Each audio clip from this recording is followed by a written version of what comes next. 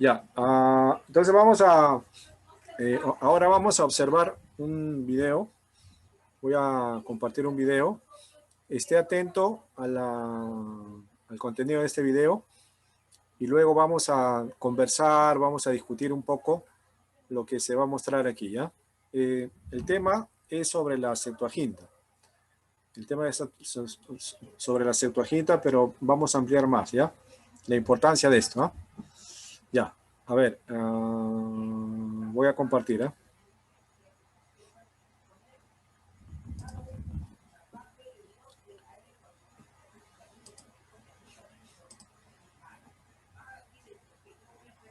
Esta es posiblemente la traducción más importante.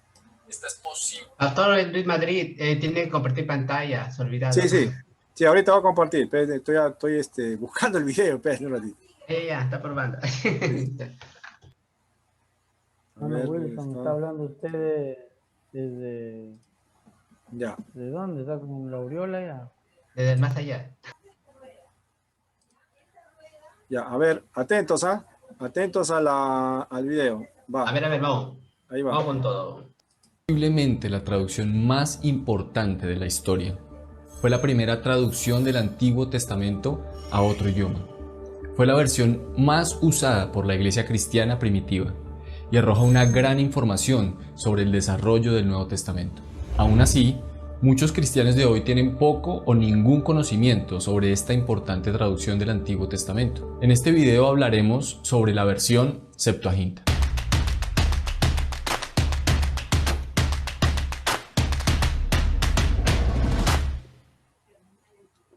Para empezar, tal vez te estés preguntando, ¿qué es la Septuaginta? El término Septuaginta a menudo se ha usado para darle un nombre a la traducción del Antiguo Testamento hebreo y arameo al idioma griego, al igual que la Vulgata latina, que fue traducida del Antiguo Testamento y Nuevo Testamento al idioma latín, o la Peshitta, que es la versión de la Biblia traducida al idioma siriaco, de las cuales hablaremos en otros videos. Pero técnicamente hablando, no existe una versión unificada o completa de la Septuaginta. Las copias modernas de esta versión son ediciones eclécticas, es decir, una colección de los mejores manuscritos griegos reconstruidos para aproximarse a la traducción original del Antiguo Testamento. Entonces, cuando los académicos usan el término Septuaginta, no se refieren a un solo texto, más bien se refieren a una colección de traducciones griegas producidas por numerosos escribas en el transcurso de unos pocos cientos de años, y con toda probabilidad compuestas en diferentes lugares. Hoy el término se usa generalmente para referirse a las diversas traducciones de la Biblia hebrea al idioma griego. Pero, ¿cuál es la historia de esta importante traducción? Una carta de un hombre llamado Aristeas nos habla del posible origen de la Septuaginta. Aristeas, que aparentemente era un judío alejandrino, escribió a su hermano Filócrates y le cuenta lo que sucedió en la corte de Ptolomeo II. De acuerdo con la carta, el rey le pide a Demetrio, su bibliotecario, arreglar que la ley judía sea traducida y agregada a la colección real de libros. Así se envía una carta a Eleazar, el sumo sacerdote judío de Jerusalén, pidiéndole ayuda para traducir la ley. Aristeas mismo es uno de los dos hombres escogidos para llevar la petición a la capital judía. Aristeas describe todo esto, hasta detalles del templo judío, los sacerdotes, los campos y demás. 72 ancianos, 6 de cada una de las 12 tribus, fueron escogidos como traductores y enviados a Egipto, llevando con ellos una hermosa copia de la ley. Aristeas enlista los nombres de los traductores. Por alguna razón, el número original de los 72 ha sido redondeado a 70. Al llegar a Alejandría, el rey les ofreció un banquete de 7 días, en el que la sabiduría de cada uno de los traductores fue probada con preguntas del rey. Después de esto, el monarca les proveyó alojamiento cerca del mar, probablemente en la isla de Faros. En Faros estaba el famoso y recién construido Faro, una de las 7 maravillas del mundo antiguo. Bajo la sombra del faro, los traductores completaron su trabajo en 72 días, que cuando se leyó a los judíos congregados en Alejandría fue aprobado como exacto. ¿Qué debemos pensar de la carta de Aristeas? ¿Es un hecho o es ficción? En respuesta debemos decir que toda la cuestión de Aristeas es compleja. Sin duda hay problemas históricos aquí. Por ejemplo, no estamos seguros de que Demetrio fuera el bibliotecario de Ptolomeo II o Ptolomeo I. Además, la carta tiene un tono tan afectado que a menudo parece más leyenda que hecho. Por otra parte, por mucho tiempo se ha reconocido que Aristeas conservaba al menos un sustrato de verdad sobre cómo empezó la Septuaginta. Entonces, ¿qué podemos aprender de esta carta? Aristeas describe el origen de la Septuaginta con la traducción del Pentateuco. Esto se hizo en Alejandría, donde había una gran población judía y donde sería necesaria una traducción del hebreo al griego. Ptolomeo II pudo haber estado conectado de alguna manera con la traducción. Él era bien conocido como patrocinador de la literatura. Demetrio, de igual manera, pudo haber estado involucrado. Él le pudo haber sugerido la traducción a Ptolomeo I, pero el proyecto podría no haberse completado hasta el principio del reinado de Ptolomeo II. Pero lo más probable es que la Septuaginta se produjo en Egipto en ese periodo, que la Torá o Pentateuco se tradujo cerca de mediados del siglo III a.C., y que el resto del Antiguo Testamento se tradujo en el siglo II a.C. La pregunta obligada es, ¿por qué era necesario una traducción al griego del Antiguo Testamento? La respuesta es bastante sencilla. El hebreo dejó de ser un idioma hablado ya en el periodo exílico o posexílico. El arameo se convirtió en la lengua franca o idioma común del pueblo judío. Con el ascenso de Alejandro Magno y el Imperio griego, los judíos de la diáspora fueron helenizados, y para algunos judíos, especialmente para los que vivían en Egipto ptolomeico, el griego se había convertido en un idioma principal. Por lo tanto, se hizo necesario que las escrituras se tradujeran al griego. Ahora, ¿qué tiene que ver la Septuaginta con el Nuevo Testamento? Hay algunas formas obvias en las que la Septuaginta ha influido en el Nuevo Testamento. Por ejemplo, el título Jesús en el Nuevo Testamento, Cristo, es la traducción griega de la palabra hebrea Mesías. Las palabras con las que todos estamos familiarizados como gloria, Señor, Evangelio, derivan un significado especial de la Septuaginta. Otras palabras y frases neotestamentarias vienen directamente de la Septuaginta, incluyendo palabras como apóstol, expiación, pacto, fe, perdón, ley, paz, redención, justicia y verdad. Otro tema muy importante es que la mayoría de las citas directas del Antiguo Testamento en el Nuevo Testamento coinciden con la Septuaginta. Hay aproximadamente 300 pasajes del Antiguo Testamento que se citan directamente o se aluden fuertemente de esta versión en el Nuevo Testamento. Por otro lado, la Septuaginta nos ayuda a comprender mejor la teología judía, ya que arroja luz sobre las prácticas de adoración del pueblo en el periodo del Segundo Templo, es decir, en la época previa a los tiempos de Jesús. Génesis, Éxodo, Levítico, Números y Deuteronomio son nombres que han entrado a nuestra Biblia desde la Septuaginta por vía de la Vulgata latina. De igual manera, la agrupación de libros en ley, historia, poesía y profetas, así como la subdivisión de libros en primero y segundo de Samuel, primero y segundo de Reyes, etc., se deben a la Septuaginta. Fue la principal Biblia para la iglesia primitiva y el texto más citado por los apóstoles y por los escritores inspirados del Nuevo Testamento. Por ejemplo, Mateo y Marcos citan directamente de la Septuaginta en Mateo 15, 7 al 9, y en Marcos 7, 6 y 7, cuando escriben, respondiendo él les dijo, hipócritas, bien profetizó de vosotros Isaías, como está escrito, este pueblo de labios me honra, mas su corazón está lejos de mí, pues en vano me honran, enseñando como doctrinas mandamientos de hombres. Por su parte, el apóstol Pablo, que no escribió en un griego campesino ni en un griego de soldados, sino que escribió como un hombre docto que tenía la Septuaginta en su mente y que la citó abundantemente. Esta traducción arroja luz muy necesaria sobre palabras importantes y conceptos teológicos, tanto en el Antiguo como en el Nuevo Testamento. Nos ayuda a comprender mejor el contexto religioso y político en el que vivieron Jesús y los autores del Nuevo Testamento. Ha ayudado a los académicos a determinar qué manuscritos son más confiables, lo que a su vez conduce a traducciones fieles del Antiguo Testamento, y nos da una mayor comprensión de los padres de la Iglesia, quienes a menudo citaron la Septuaginta. Hoy solamente podemos estar agradecidos con Dios por la Septuaginta. El Nuevo Testamento fue escrito en griego, pero antes de que se escribiera ya el Antiguo Testamento se había traducido al griego. Fue en la providencia de Dios que la Septuaginta, por su idioma y vocabulario, abriera el camino para el Evangelio en un mundo dominado por el griego. ¿Y tú, conocías la historia de la Septuaginta? ¿Por qué crees que fue importante traducir el Antiguo Testamento al idioma griego ¿Y de qué forma esto contribuyó a la escritura del Nuevo Testamento? ¿Cómo puedes ver la fidelidad de Dios al guardar su palabra a través del tiempo? Déjanos tu opinión en los comentarios y suscríbete a nuestro canal para ver más contenido como este.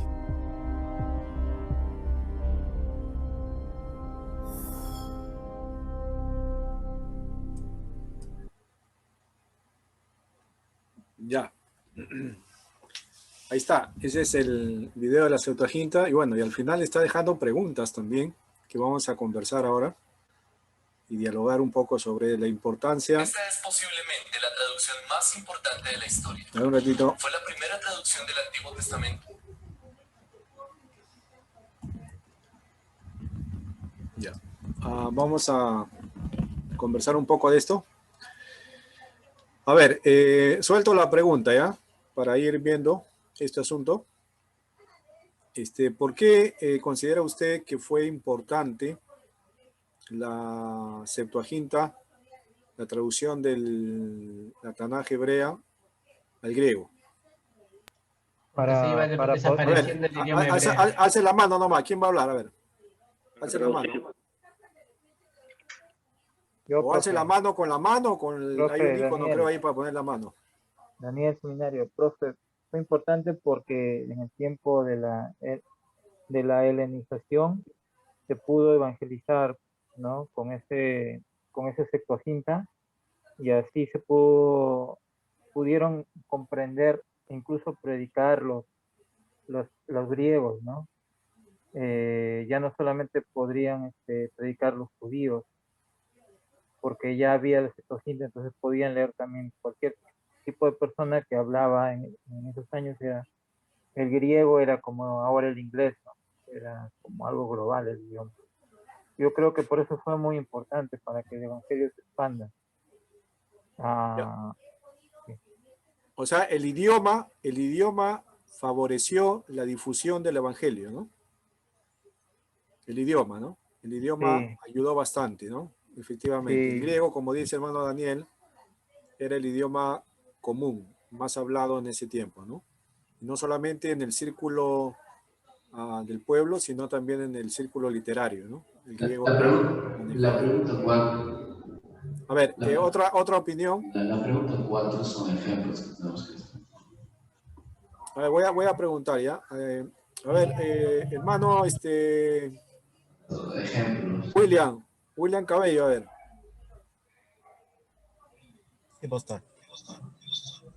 Hermano William, ¿por qué fue importante, ¿no?, la El 3 Septuaginta es esquemas. como trabajo literario, ¿no? ¿Por qué fue importante? Ya hemos mencionado uno por el idioma, ¿no?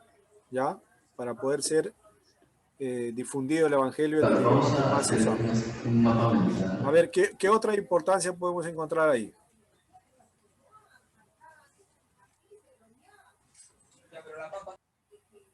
Hermano William, sí.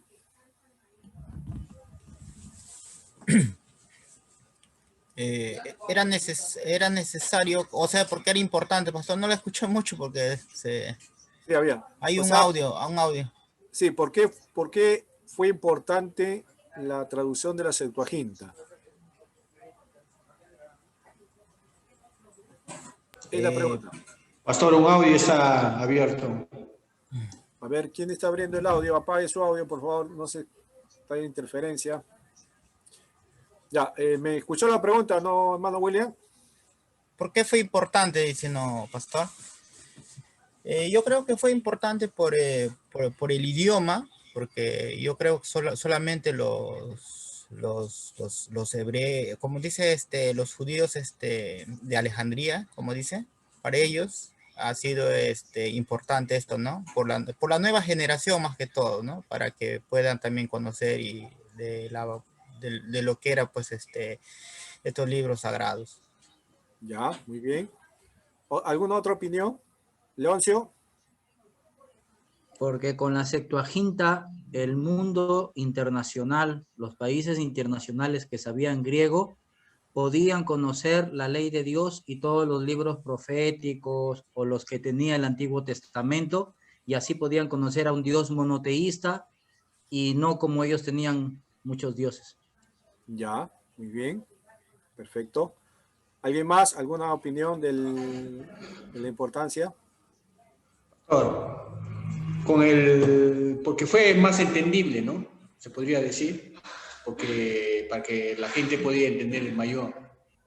Ya, claro. Porque fue una traducción más clara, ¿no? El griego, porque era, aparte de eso, en esos tiempos, un idioma universal, ¿no? Se podría decir también. Así es, ¿no? Y ahora, ¿recuerdan ustedes que cuando el apóstol Pablo inició su misión, salió en su primer viaje misionero, la estrategia del apóstol Pablo era ciudad que llegaba, ciudad que iba a la sinagoga, ¿no? De esa ciudad y compartía el mensaje, ¿no? ¿En qué versión se apoyaba el apóstol Pablo para demostrar que Jesús era el Cristo, ¿no? En griego. En la Septuaginta. Ah, la Septuaginta. La Septuaginta que ya estaba circulando en ese tiempo. Porque ¿en qué periodo más o menos se terminó la Septuaginta? 250 antes de Cristo, ¿no? Sí. Entonces, ya todos esos años, antes de la venida del Señor, ya la Septuaginta empezó a tomar popularidad en todo el contexto judío, pero judío helenístico, ¿no? Que estaban fuera de Palestina. Entonces, cuando el apóstol Pablo llega, ya la Septuaginta estaba difundida en diferentes lugares. Y para él, como que se le hace un poco fácil, ¿no? Un poco sencillo transmitir el mensaje, ¿no? A ellos. Ahora, fíjese si es que no hubiera Septuaginta. Póngase en el caso de que no se hubiera hecho esa traducción al griego, no se hubiera elaborado esa traducción, ¿no? ¿Cómo hubiera sido la difusión del evangelio por parte de los misioneros, de los primeros misioneros, ¿no? Hubiera sido bastante complicada, ¿no? Porque la gente de la diáspora estaba familiarizada con el idioma griego. Ahora el apóstol Pablo iba con la versión en hebreo, la Tanaj, ¿no? Y como que su círculo se reducía solamente a un sector pequeño que conservaba el hebreo como lengua cúltica, ¿no? Y a los demás ya no habría podido llegar, ¿no? Entonces hubiera sido un poco difícil. Entonces, por eso, miren, la providencia, la mano de Dios, ¿no? La mano de Dios en el cumplimiento de sus planes. Interesante, ¿eh? Cómo los acontecimientos históricos se van dando para preparar el terreno para llevar a cabo la misión, ¿no? La mano de Dios, ¿no? La Septuaginta fue un trabajo que Dios permitió con esos fines. Interesante, importantísimo esto, ¿eh? Para poderlo encontrar. Y cómo también la Septuaginta tomó bastante popularidad, ¿no? Dentro de los escritores del Nuevo Testamento. Interesante, ¿eh? No solamente en el tema del apóstol Pablo, sino también en los evangelios, ¿no? Como ahí se mencionan algunas palabras claves para poderlo entender, ¿no? La palabra que ya conocen ustedes de Mesías, traducido al griego, ¿no? Cristo, ¿no? Pero eso, ¿en dónde se pudo hacer? En la Septuaginta, ¿no? Para poderlo entender, y otras palabras más, ¿no? Entonces, este trabajo fue sin duda una gran ayuda para el desarrollo de la iglesia en sus comienzos, ¿no? Y está claro, ¿no? Ahora, la historia, cómo se desarrolló esto, ¿no? La historia, cómo se llevó a cabo esto, está quizás no está, digamos, históricamente sustentada. Puede ser que pueda haber sido una leyenda, como menciona el expositor en el video, ¿no? Pero hay bastante de eso, ¿no? De lo que se dice en esa carta, hay bastante que puede ser considerado como válido, ¿no? Pero de todas maneras se hizo, ¿no? Es lo importante, ¿no? Lo importante es que se logró hacer y hasta ahora está, ¿no? Y lo que me gustó, que no sé si usted se dio cuenta de algo, que la Septuaginta que nosotros hoy tenemos, porque hay Septuaginta, si usted quisiera adquirir una Septuaginta, la venden la Septuaginta, ¿no? Pero la Septuaginta vendría a ser una recolección, ¿no? De los diferentes escritos que se han podido recopilar de diferentes lugares para unirlos y darle la forma final a lo que ya tenemos ahora como la Septuaginta, ¿no? Antiguo Testamento en griego, ¿ya? Así que cuando hablamos del Antiguo Testamento, nos tenemos que referir a dos, ¿no? A ver, ¿a qué Antiguo Testamento nos debemos referir cuando hablamos de este punto? A ver, hermana Leila Murillo, a ver, hermana Leila, cuando hablamos del Antiguo Testamento, nos estamos refiriendo a qué aspecto del Antiguo Testamento. Hermana Leila. A ver, parece que la hermana Leila ha salido un momento. Hermano Juan Pando. Nos referimos al Tanaj. Así es. Y después.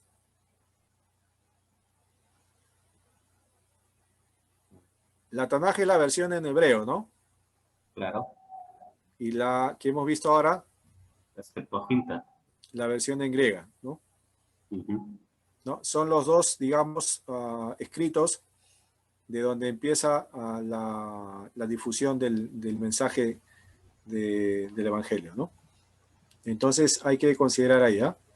La Tanaj y la versión griega. Ahora aterrizamos a lo nuestro, ¿no? Por ejemplo, si yo le pregunto, digamos, le pregunto al hermano Alexis Altamirano, ¿no? ¿Está Alexis? Le pregunto a Alexis Altamirano, ¿no? Hermano Alexis, la versión del Antiguo Testamento que nosotros tenemos en español, ¿de dónde viene?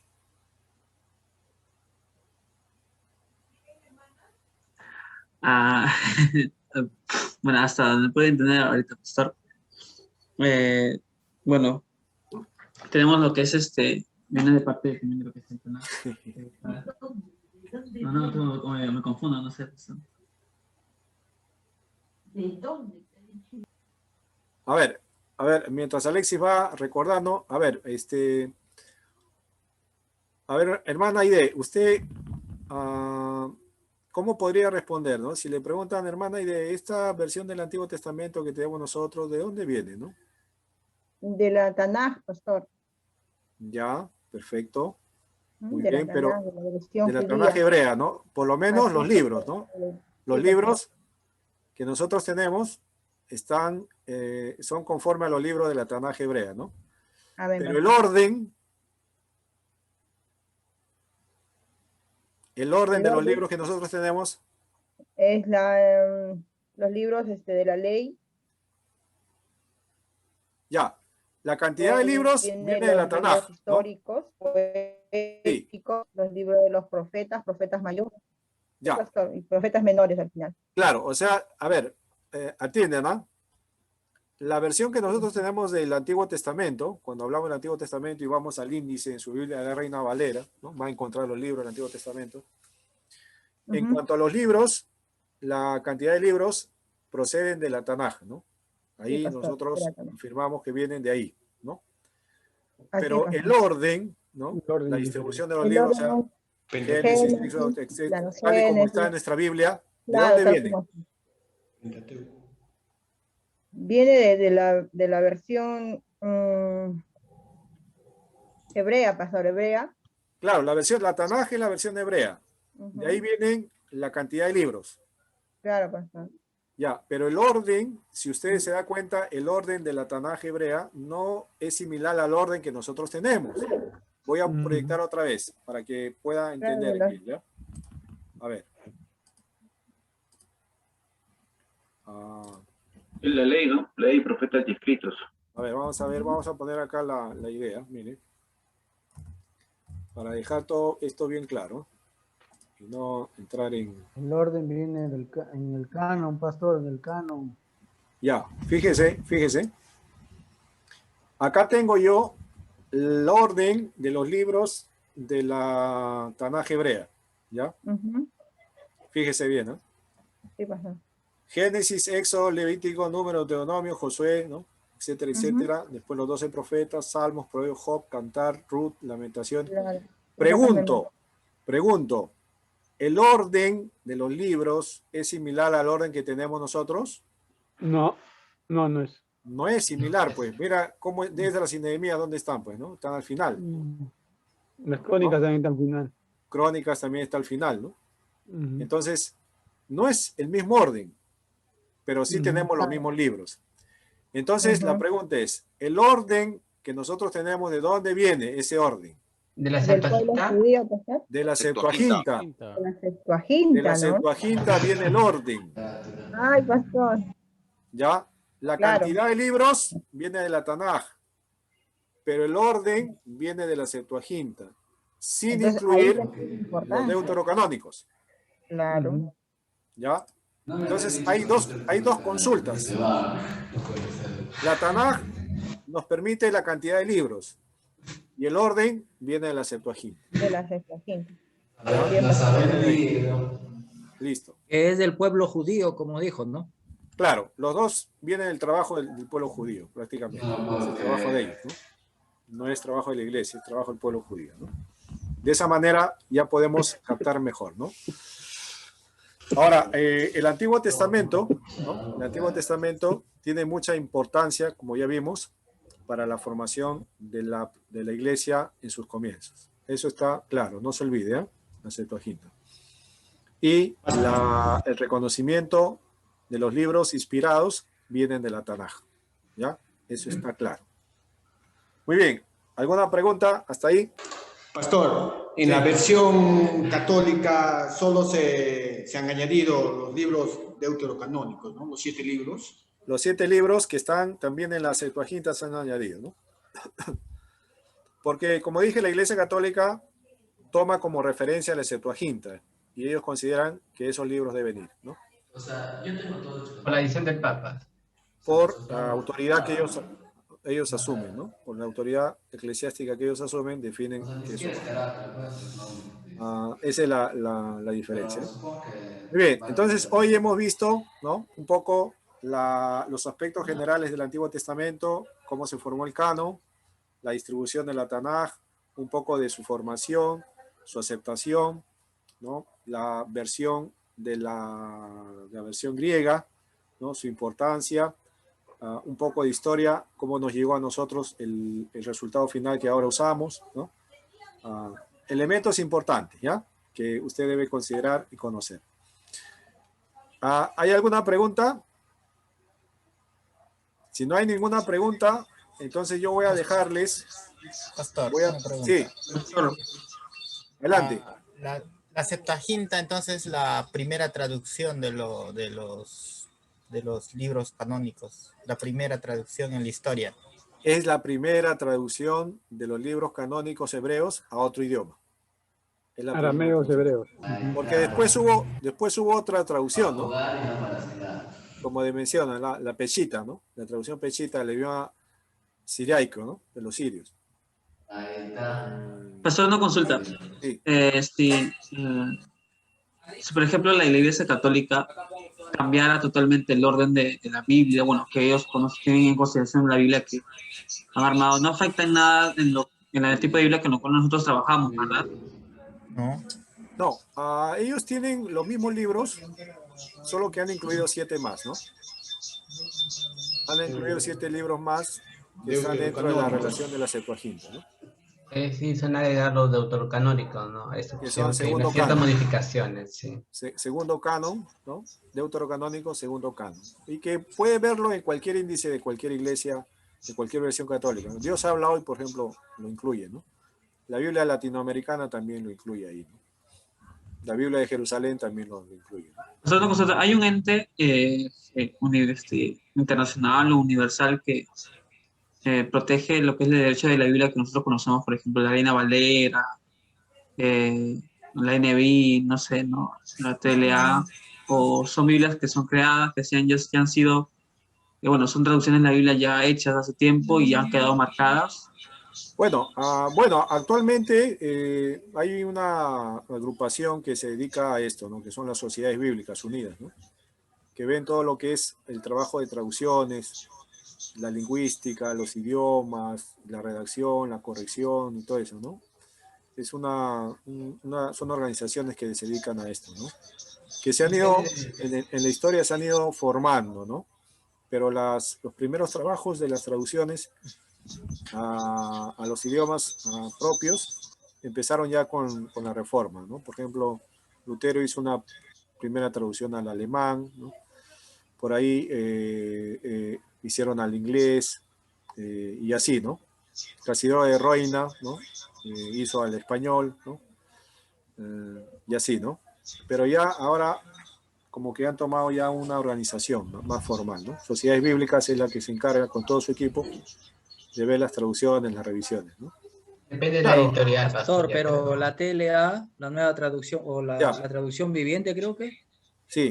o lenguaje actual, no recuerdo cuál, creo que ha sacado algunos versículos que no coinciden con la Reina Valera, digamos. O sea, Sí. cualquiera puede cambiar, sacar y... Eso viene ya en la revisión crítica, ¿no? Cuando hay una revisión crítica de la escritura, entonces se empieza a trabajar el asunto de los originales, que es un estudio más académico, ¿no? Donde consideran que de repente algunos textos no están incluidos dentro de las versiones más antiguas, los manuscritos más antiguos, ¿no? Entonces, en su apreciación crítica, consideran que deben retirarlos, ¿no? Pero es una situación más académica, más de discusión ahí, ¿no? Porque al final, en cuestión de lo que es lo más antiguo, los manuscritos más antiguos, en realidad nada es cierto, ¿no? No se puede determinar con exactitud qué manuscrito es el más antiguo, ¿no? Hay algunos trabajos que pueden acercarse, pero al final no se va a poder acercar con precisión, ¿no? Pero sí, como dice hermano Leonzo, hay algunas versiones que en algunas secciones han recortado algunas palabras, algunos versos también, ¿no? En base a esa crítica, ¿no? Pero bueno, ese es problema de ellos, pues que se entretengan con eso. Nosotros ya seguimos con lo nuestro, creemos que la palabra de Dios es la que tenemos, ¿no? Pastor, Bien. una La editorial, preguntita. pastor, ya creo, porque hay... Sí, William. Pastor, el libro de Enoch también creo que estaba dentro de la Septuaginta, pero ¿por qué no lo consideran? La Septuaginta, el libro de Enoch. Sí, No, algo así estaba leyendo. el libro de Enoch no está dentro de la Septuaginta. Está es parte de la literatura hebrea también, ¿ya? El libro de Enoch, el libro de la Asunción de Moisés, el libro de los 12, también hay un libro así, si no me equivoco. Hay más literatura, ¿no? Hay más literatura judía, no solamente son esos, ¿no? Incluso en Judas se menciona, ¿no? En el libro de Judas del Nuevo Testamento, Sí. creo que cita un pasaje de un libro de la literatura judía, ¿no? Bien, hermanos, le voy a dejar su primera asignación, ¿ya? Porque les veo bastante entusiastas de seguir informándose, seguir investigando, conociendo. Claro. Entonces le voy a dejar, en el grupo le voy a dejar una lectura, ¿ya? Una lectura pequeña sobre el tema de del Tanaj, ¿ya? Para reforzar un poco más lo que hemos hablado, ¿ya? Entonces le voy a dejar una lectura pequeña ahí para que usted lo pueda revisar. Y la próxima semana ya usted viene bien, bastante entusiasta para compartir lo que ha leído, ¿no? Y dar su opinión, su apreciación, ya contribuir algo más a lo que vamos a mostrar. Bien, entonces hasta ahí vamos a dejar hoy. Espero que haya sido de bastante utilidad esta primera sesión.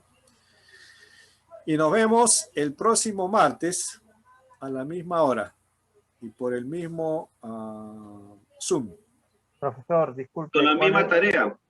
Profesor, ¿podría repetir la actividad, por favor? Sí, voy a dejar una lectura en el grupo de WhatsApp. ¿Ya? Ahí voy a dejar una lectura. Usted puede entrar al grupo, descargarlo, leerlo. Y la próxima semana voy a preguntar, ¿no? ¿Qué tal le fue la lectura? ¿Cuál es su opinión de la lectura? ¿Qué le pareció? ¿No? Y usted ya comenta, ¿no? Vamos comentando de esa lectura, ¿ya? Ya, profesor. Y empezamos con el nuevo tema de la segunda sesión. Muy bien. Dios le bendiga.